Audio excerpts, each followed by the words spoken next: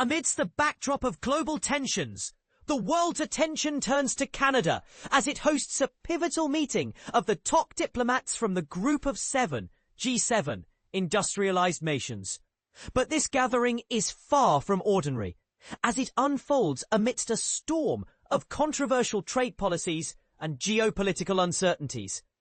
The stage is set in southern Ontario, where the G7 diplomats will discuss pressing issues, including the escalating trade tensions between the United States and its traditional allies, such as Canada. The Trump administration's unpredictable approach to international relations has left many allies on edge, particularly regarding defense spending and trade agreements. But here's where it gets controversial.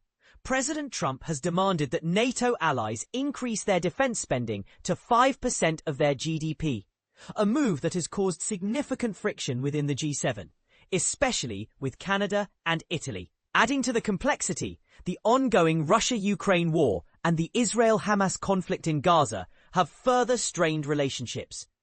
While most G7 members have taken a firmer stance against Russia than the US, the Israel-Hamas war has divided opinions.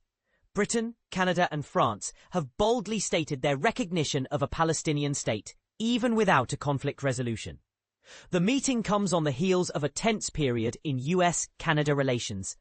President Trump abruptly ended trade talks after an anti-tariff advertisement by the Ontario government, and he has previously suggested that Canada should become the 51st US state, causing a diplomatic stir. Canadian Prime Minister Mark Carney apologised for the ad and expressed readiness to resume negotiations.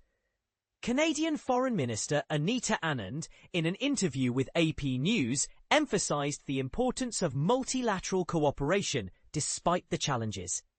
She highlighted Canada's leadership in promoting multilateralism amid growing protectionism and unilateralism. Anand also mentioned her upcoming meeting with US Secretary of State Marco Rubio, noting the need to address various aspects of the US-Canada relationship, including trade. Anand's role in facilitating Trump's Gaza ceasefire plan was also brought to light, as she was asked to help bring countries together to support the initiative. The meeting's agenda includes discussions on ending the Ukraine war, Arctic security, and Haiti's security situation. With Canada's vast critical mineral resources, energy and mineral security will be a significant focus. Experts believe that Anand will strive to enhance her working relationship with Rubio. But they also acknowledge that President Trump's erratic behaviour remains a significant wildcard. As the G7 meeting unfolds, the world watches with bated breath, hoping for progress on these critical global issues.